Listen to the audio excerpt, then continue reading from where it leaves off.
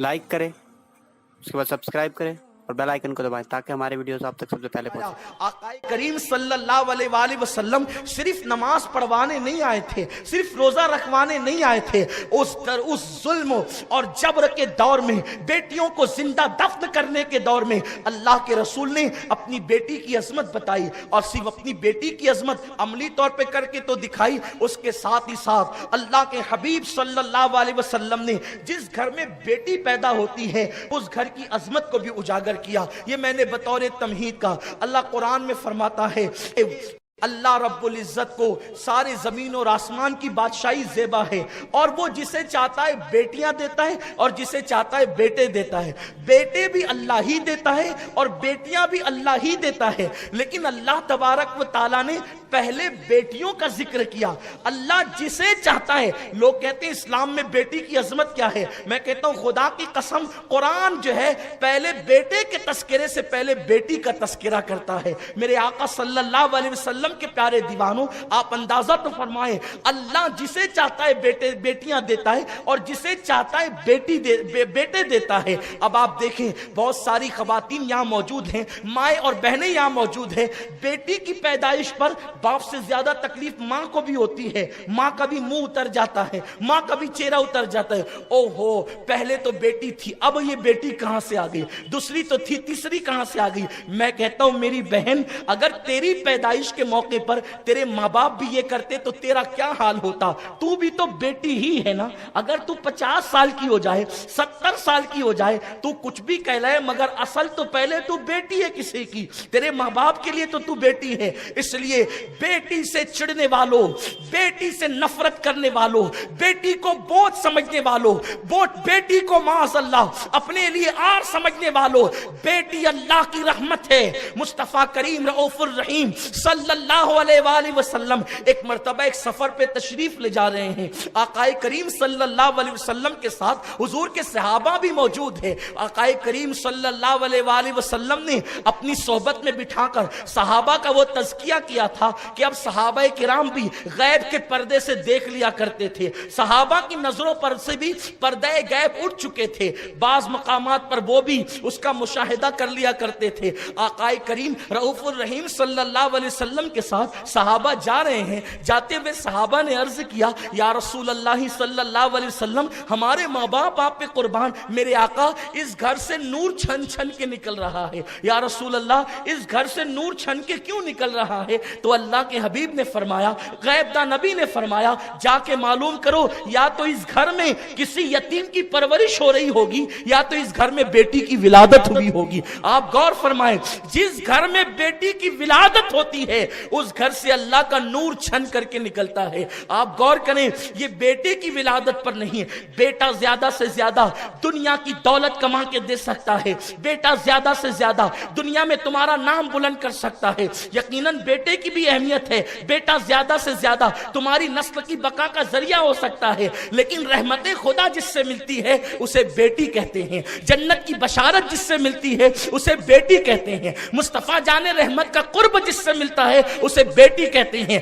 दुनियादार मुमकिन है उसके नजदीक अहमियत ना हो कि नबी का कुर्ब मिलता है, जन्नत मिलती है, रहमत की बशारत मिलती है, जन्नत का मुस्तैद जाफिजा मिलता है। आप जानते हैं अल्लाह के हबीब मुस्तफा करीम रऊफुर रहीम सल्लल्लाहु अलैहि वसल्लम ने फरमाया, जिसके घर में 3 अदद बेटियां हों, जिसके घर में 3 बेटियां हों और 1 अदद बेटा हो, जब वो सफर से आए, इसलिए कि जो चीज की कमी होती है उसकी अहमियत ज्यादा होती है, तो चूंकि जिसके घर में 3 बेटियां हो और बेटा 1 ही हो, आप जानते हैं उस घर में बेटे की अहमियत क्या होगी। उस घर में बेटों को कैसे पलकों पे बिठाया जाता होगा, बेटे की कैसी कदर की जाती होगी, बेटे की कैसी अहमियत की जाती होगी। अल्लाह अकबर। मेरे आका फरमाते हैं, अगर 3 अदद किसी के घर में बेटियां हो और 1 ही अदद बेटा हो, آقا فرماتے ہیں جب وہ سفر سے واپس آئے تو پہلے اپنے بیٹے سے نہ ملے، ایک لوتے بیٹے سے نہ ملے،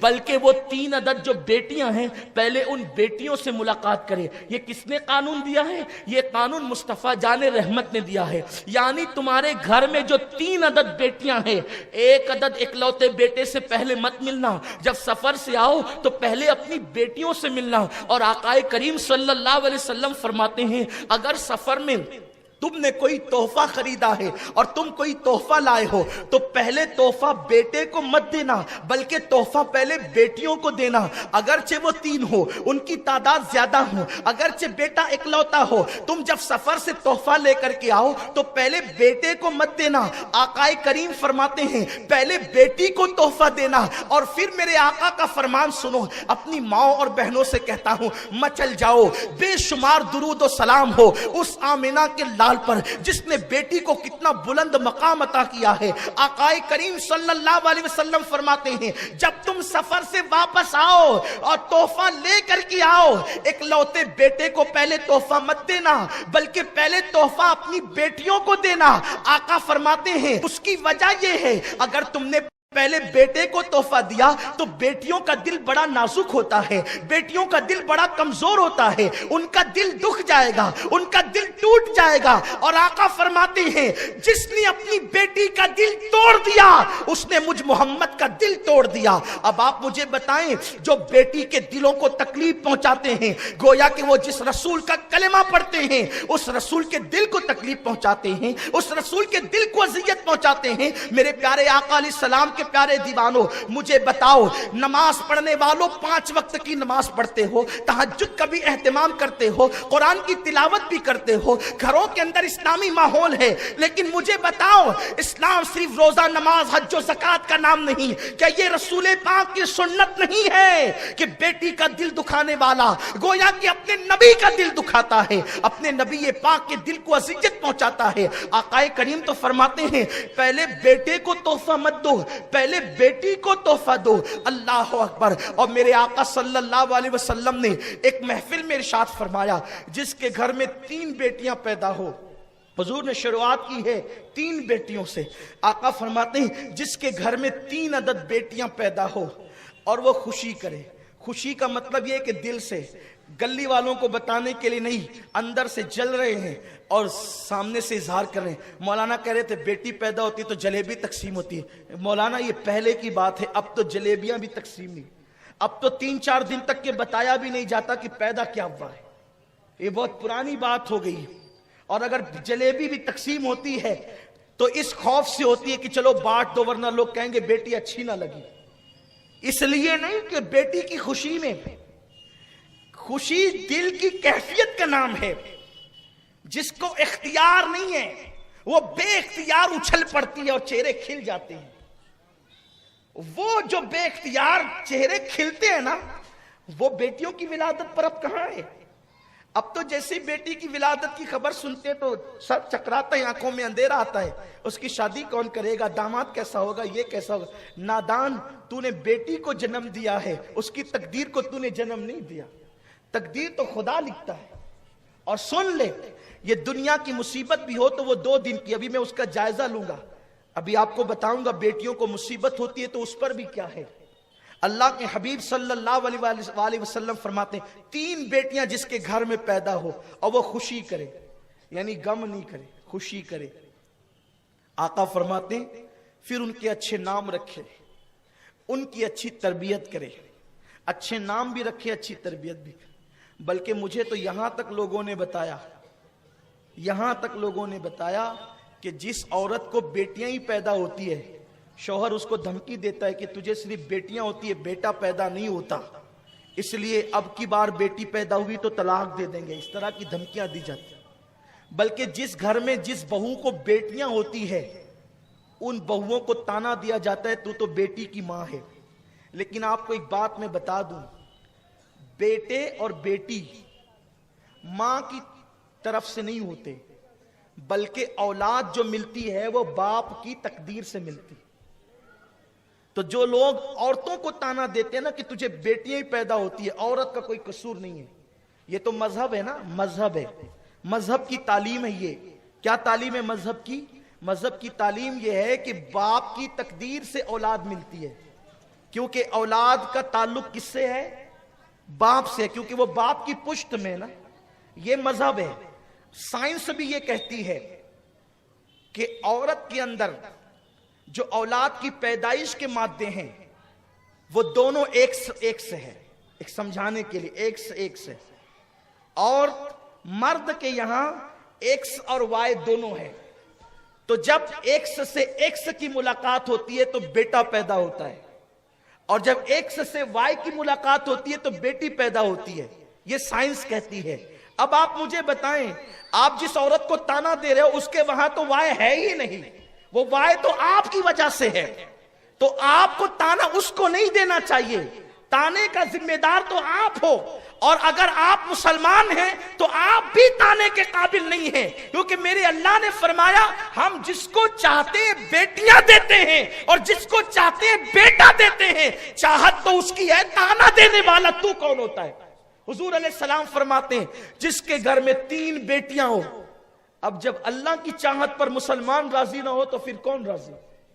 حضور فرماتے ہیں جس کے گھر میں 3 بیٹیاں ہو، اچھے نام رکھے، اچھی پرورش کرے اور اچھے گھرانے میں اس کی شادی کر دے. اچھے گھرانے میں اس کی شادی کر دے. آقا فرماتے ہیں اس طرف میری طرف دیکھ لیں. اب آپ، میرے نبی نے منبر پہ کھڑے ہو کے فرمایا 3 بیٹیوں کی پرورش کرے، اچھے گھرانے میں شادی کر دے، اس حال میں کہ بیٹیوں کا دل نہ دکھا، اس حال میں کہ بیٹیوں کی اچھی پرورش کی ہو. آقا نے پھر اپنا ہاتھ اٹھا دیا. میرے ہاتھ ان کے ہاتھ کی طرح نہیں، کسی کے ہاتھ ان کے ہاتھ کی طرح نہیں، صرف بتانے کے لیے حضور سید عالم نے اپنا ہاتھ اٹھا دیا. وہ ہاتھ جس سمت اٹھا غنی کر دیا، موج بحر سماحت پہ لاکھوں سلام. حضور نے اپنے ہاتھ اٹھا دیے.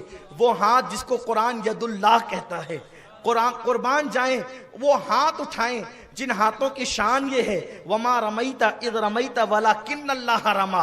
اگر وہ ہاتھ کنکری پھینک دے تو قدرت کہے تو نے نہیں، محبوب ہم نے کنکریاں پھینکی ہے. حضور نے وہ ہاتھ اٹھائے. صحابہ کی توجہ ہو گئی. آقا فرماتے ہیں میرے صحابہ یہ دیکھ رہے ہو یہ 2 انگلیاں کتنے قریب ہے. حضور نے یوں کیا.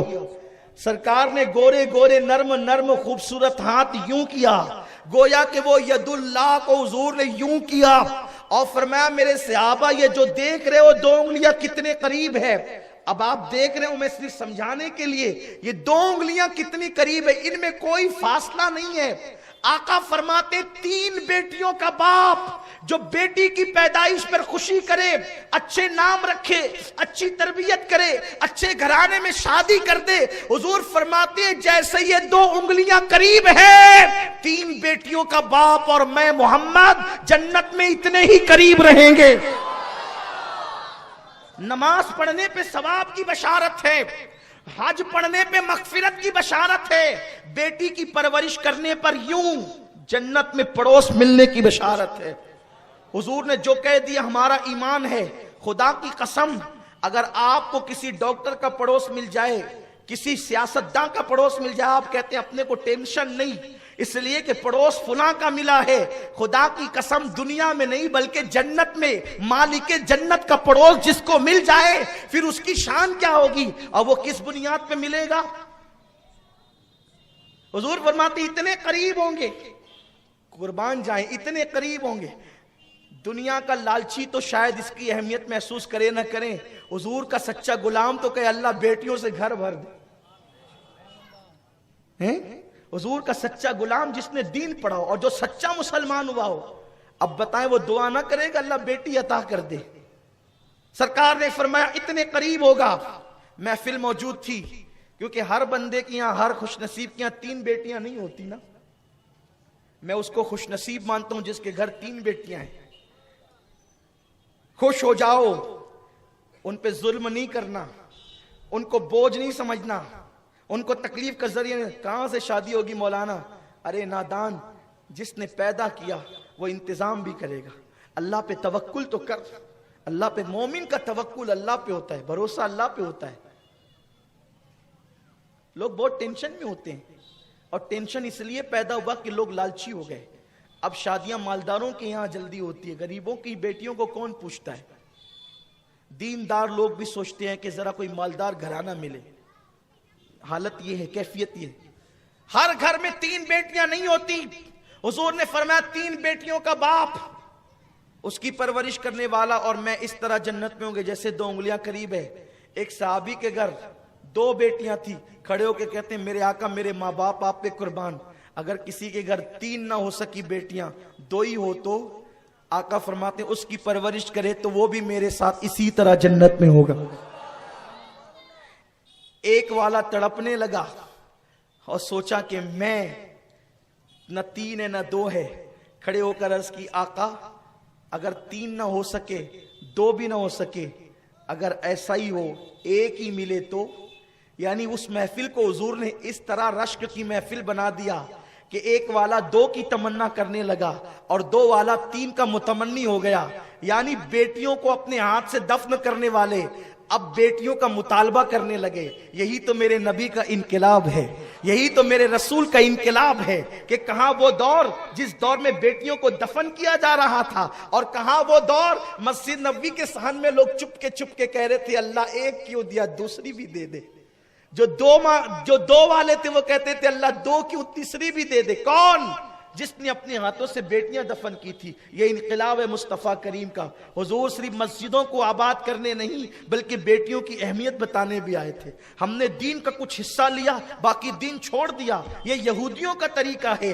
دین مکمل یہ ہے جو حضور علیہ السلام لے کر آئے تھے. تو 2 والے کو جنت کی بشارت ملی تو ایک والے نے چپکے سے عرض کیا عبداللہ اور آمنہ کے لاڈلے میرے ماں باپ تیرے ماں باپ پہ قربان, اور میرے ماں باپ آپ کے قدموں پہ قربان. یا رسول اللہ جس کے یہاں 3 نہ ہو سکے 2 کو بشارت, جس کے یہاں 2 نہ ہو سکے آقا اگر کسی کو 1 ہی بیٹی ہو یا رسول اللہ تو اس کے لیے کیا ہے. میرے نبی کا دریائے کرم جوش میں تھا, فرمایا اگر کسی کے یہاں 2 نہ ہو سکے 3 نہ ہو سکے اور 1 ہی بیٹی ہو, 1 بیٹی کی پرورش پر بھی میں اس کو جنت کی بشارت دیتا ہوں. وہ میرے اتنے قریب ہوگا جیسے 2 انگلیاں آپس میں قریب ہے.